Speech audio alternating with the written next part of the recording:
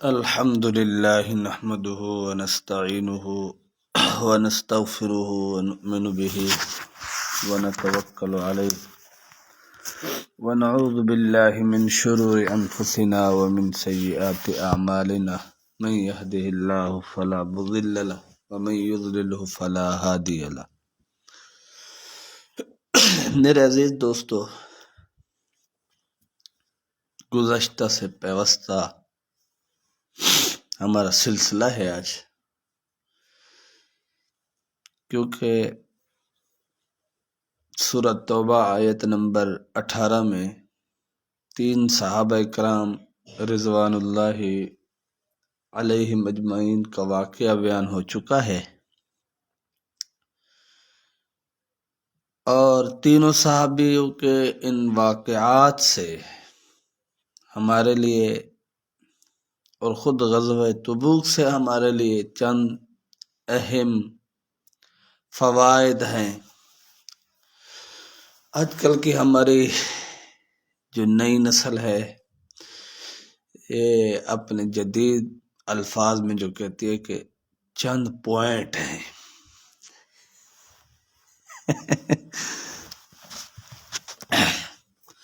تو میرے دوستو، پہلی چیز یہ ہے کہ رسول اللہ صلی اللہ علیہ وسلم نے غزوہ تبوک میں جب جانے کا ارادہ فرمایا تو سابقہ غزوات میں جانے کا اور اس غزوے میں جانے کا انداز مختلف تھا۔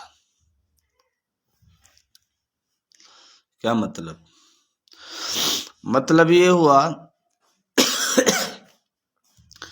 کہ سابقہ غزوات میں رسول اللہ صلی اللہ علیہ وسلم نے جب بھی تیاری فرمائی، صحابہ کو صرف اتنا فرمایا کہ جنگ کے لیے جانا ہے، تیاری فرماؤ، کس راستے سے جانا ہے، کہاں جانا ہے، یہ واضح نہیں فرمایا، اشارہ فرما دیتے تھے، واضح الفاظ میں نہیں فرماتے تھے۔ اور پھر جس غزوے میں جانا ہوتا تھا، جس قوم کے ساتھ جنگ کے لیے جانا ہوتا تھا، تو آپ علیہ السلام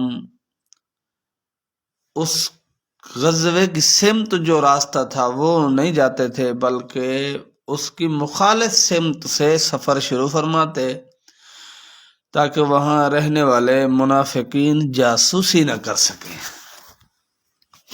وہاں رہنے والے منافقین جاسوسی کا کام نہ کر سکے۔ ہمارے لیے اس میں کیا ہے دوستو؟ ہمارے لیے اس میں یہ ہے کہ ہم جب بھی کہیں سفر کریں، اپنے گھر والوں کے علاوہ، اپنے مخصوص خواص کے علاوہ کسی کو پتہ نہیں ہونا چاہیے کہ آپ کہاں جا رہے ہیں۔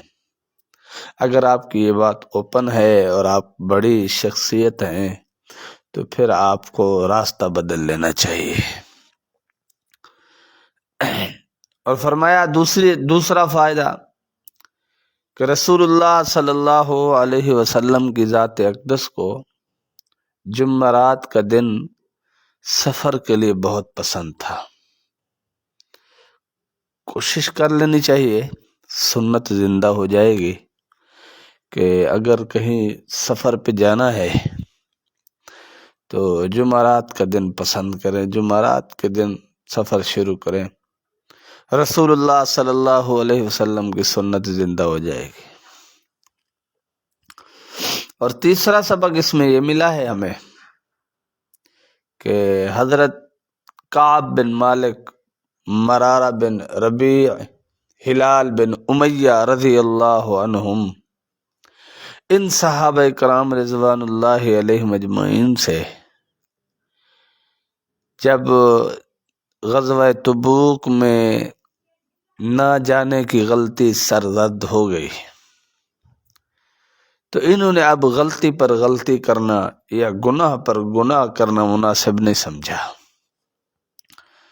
بلکہ ان بزرگ صحابہ کرام رضوان اللہ علیہم اجمعین نے رسول اللہ صلی اللہ علیہ وسلم کی خدمت اقدس میں حاضر ہو کر سچ بولا، جھوٹ نہیں بولا، کیونکہ انہوں نے ایک غلطی کر لی، دوسری غلطی کو وہ تیار نہ ہوئے۔ تو میرے دوستو، ہمارے لیے بھی یہی ہے کہ اپنے کسی بزرگ، مرشد، استاد یا ماں باپ کو راضی کرنے کے لیے کبھی جھوٹ نہیں بولنا چاہیے۔ اپنے کسی بزرگ، مرشد یا استاد یا ماں باپ کو راضی کرنے کے لیے جھوٹ نہیں بولنا چاہیے۔ اگر جھوٹ بولیں گے تو وقتی طور پر آپ ان کو مطمئن کر لیں گے، لیکن تجربے کی بنیاد پر، مشاہدے کی بنیاد پر آپ کا جھوٹ بہت جلد ان کے سامنے کھل جائے گا، جس کی وجہ سے آپ کی پریشانی میں اضافہ ہو جائے گا۔ پھر جو بڑوں کی ناراضگی ہوگی، وہ ناراضگی قلبی ہوگی، دل سے ہوگی۔ اور یاد رکھ لیں کہ انسان کے دل میں جب ناراضگی پیدا ہوتی ہے، پھر اسے ختم کرنا بہت مشکل ہوتا ہے۔ ایک آدمی جذبے میں، غصے میں آ کر جذباتی طور پر آپ سے ناراض ہو گیا، غصے کی حالت میں آپ سے ناراض ہو گیا، اور یہ ناراض ہونا زہری ہے اور وقتی ہے۔ اور دوسرا آدمی وہ ہے جس کو آپ نے جھوٹ بولا، وہ وقتی طور پر، ظاہری طور پر فوراً آپ سے راضی ہو گیا، لیکن جیسے اس کے سامنے حقیقت کھلے گی، اس کے دل کو دکھ لگے گا، اس کے دل کو سخت تکلیف ہوگی۔ میرے دوستو، اس تکلیف کا ازالہ کیا کریں گے؟ پھر آپ اس کو کیسے مطمئن کریں گے؟ نہیں کر پائیں گے۔ بہت مشکل ترین ہے یہ۔ اس لیے اپنے بزرگوں کو، اپنے مرشد، اپنے استادوں کو، اپنے ماں باپ کو کبھی جھوٹ مت بولیں۔ اگر جھوٹ بولیں گے، یاد رکھنا دنیا میں بھی آپ کی ذلت و رسوائی کا سامان ہے جھوٹ، آخرت میں تو پھر ہے ہی ہے۔ اللہ اکبر۔ چوتھا اس سے یہ ہوا کہ جب آپ سے کوئی جرم ہو، گناہ ہو، نافرمانی ہو، آپ کے امیر کو، ماں باپ کو، آپ کے استاد کو، آپ کے مرشد کو یہ حق حاصل ہے کہ آپ کو اخلاقی طور پر تھوڑی بہت آپ کی سزا تجویز کر دے، کچھ دن آپ کو رخ صحیح نہ دے، آپ سے کلام کرنا چھوڑ دے، پھر کچھ عرصے بعد شروع کر دے۔ اس سے یہی ہے کہ دائمی طور پر قطع تعلقی نہیں ہے، ذاتیات کی بنیاد پر قطع تعلقی نہیں ہے، بلکہ اصلاح کی غرض سے قطع تعلقی ہو۔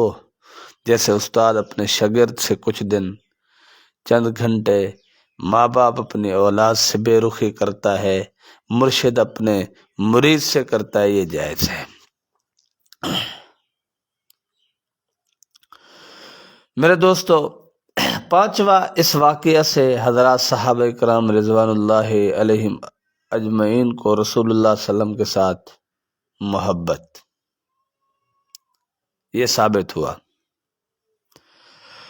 رسول اللہ صلی اللہ علیہ وسلم تینوں بزرگ صحابہ کرام رضوان اللہ علیہم اجمعین کو صحیح رخ نہیں دیتے تھے، ناراض تھے، سلام کا جواب نہیں دیتے تھے، لیکن حضرت کعب بن مالک رضی اللہ عنہ فرماتے ہیں، میں مسجد نبوی میں حاضر ہوتا، نماز پڑھتا تھا،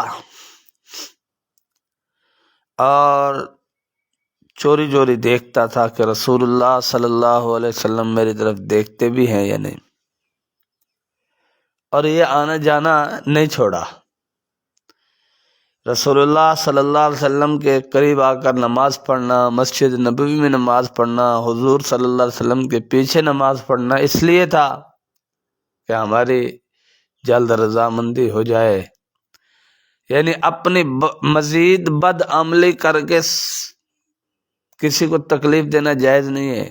جیسے آج کل ہمارے نادان نوجوان کرتے ہیں، استاد ناراض ہو جائے تو مزید نالائکی اور بدبختی کر کے استاد کو تکلیف دیتے ہیں، ماں باپ ناراض ہو جائیں تو مزید بغاوت کر کے، سرکشی کر کے ماں باپ کو مزید تکلیف دیتے ہیں۔ یہ لعنت انگیز کام نہیں کرنے چاہیے، بلکہ صحابہ کرام رضوان اللہ علیہم اجمعین کی زندگیاں پڑھیں، صحابہ کرام رضوان اللہ علیہم اجمعین کی شخصیات، ان کا کردار، ان کے زندگی کا گزر بسر پڑھیں۔ اسلامی تاریخ، قرآن نہیں پڑھتے ہم، صحابہ کرام رضوان اللہ علیہم اجمعین کی زندگی نہیں پڑھتے ہم، صحابہ کرام رضوان اللہ علیہم اجمعین نے کیسے عمل کر کے دکھایا یہ نہیں پڑھتے ہم، پھر ہمارا نقصان ہو رہا ہے۔ تو بہرحال میرے دوستو، بڑے ناراض ہو جائیں، آپ کے سلام کا جواب نہ دیں، آپ سے بات کرنا چھوڑ دیں، تو اس کا یہ مطلب نہیں ہے کہ آپ مزید بغاوت پر اتر آئیں، اور اس کا یہ مطلب نہیں ہے کہ آپ اس کو لپٹ جائیں۔ بس آپ بڑوں کے سامنے اعمال کرتے رہیں اور صبر کے ساتھ رہیں، اللہ سے دعا کرتے رہیں، بہت جلد تعلقات ٹھیک ہو جائیں گے۔ ہمیں تعلقات ٹھیک کرنے کا طریقہ ہی نہیں آتا۔ بہرحال میرے دوستو، تیسری چھٹی چیز ہمیں یہ سمجھائی گئی یہاں کہ آپ کا تعلق اللہ اور اللہ کے رسول صلی اللہ علیہ وسلم کی خاطر ہو۔ جیسے کعب بن مالک کے گہرے دوست اور آپ کے رشتہ دار بھی تھے حضرت قتادہ رضی اللہ عنہ، آپ ان کے باغ میں گئے، انہیں سلام کیا، 3 بار سلام کیا، حضرت قتادہ نے کوئی جواب نہ دیا۔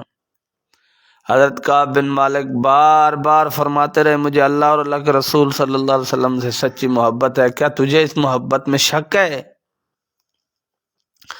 رسول اللہ صلی اللہ علیہ وسلم کا حکم تھا، اس لیے حضرت قتادہ نے سلام کا جواب بھی نہیں دیا، اور جو سوال بار بار حضرت کعب بن مالک رضی اللہ عنہ دہراتے رہے، آپ نے اس کا جواب بھی دینا مناسب نہ سمجھا، یہاں تک کہ جب بار بار اصرار حد سے بڑھا تو حضرت قتادہ رضی اللہ عنہ نے فرمایا، کعب، اللہ اور اللہ کا رسول بہتر جانتا ہے۔ بس یہ قانون اور ضابطہ ہمارے سامنے آ گیا کہ ہم کسی انسان سے محبت کریں تو اللہ کی رضا کی خاطر کریں، نفرت کریں تو بھی اللہ کی رضا کی خاطر کریں۔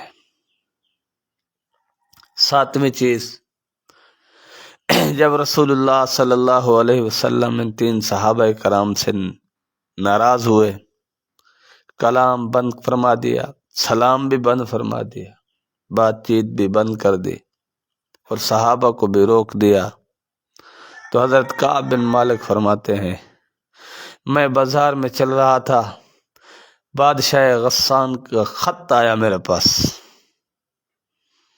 اور اس نے مجھے اپنی طرف دعوت دی اور کہا کہ رسول اللہ صلی اللہ علیہ وسلم، آپ کے سردار اگر آپ سے ناراض ہیں تو چھوڑ دو، ہمارے پاس آؤ، ہم آپ کی ہر ممکن مدد کریں گے۔ تو حضرت کعب بن مالک رضی اللہ عنہ نے بادشاہ غسان کا خط پھاڑ کر تندور میں ڈال دیا،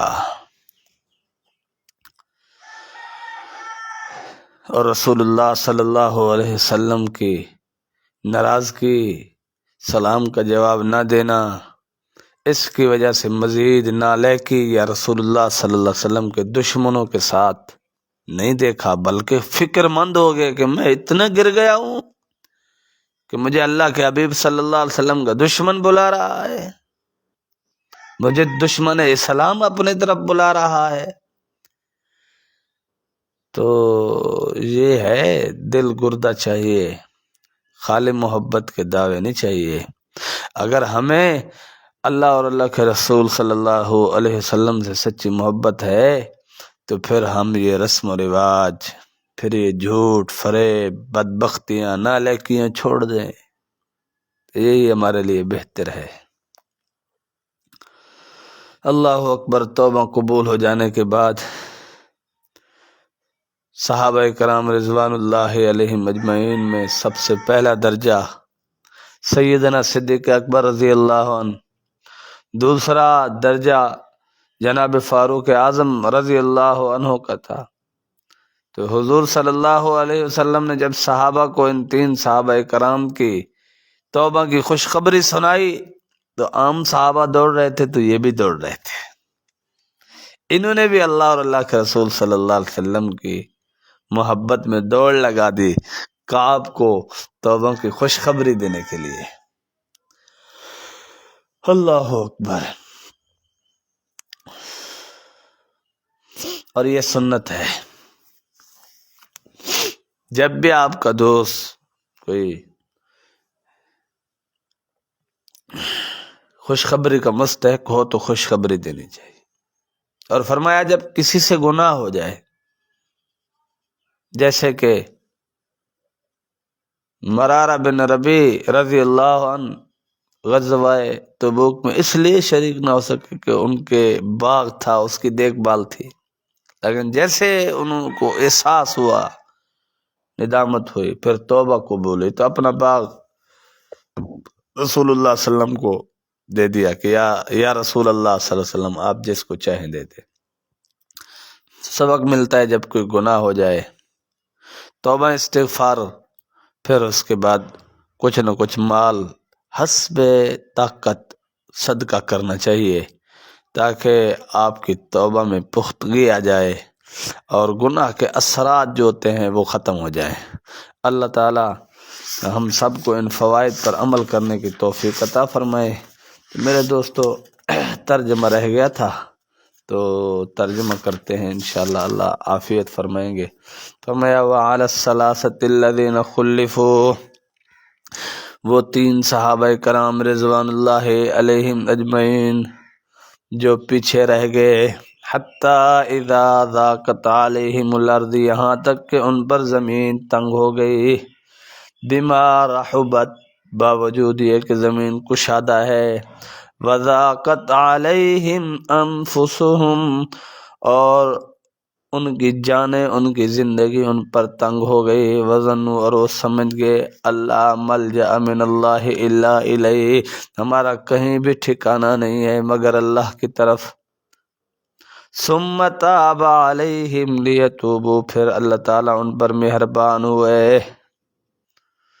تاکہ وہ لوٹ آئیں۔ ان اللہ التواب الرحیم، بے شک اللہ تعالیٰ مہربان اور رحم فرمانے والے ہیں۔ وآخر دعوانا ان الحمد للہ رب العالمین۔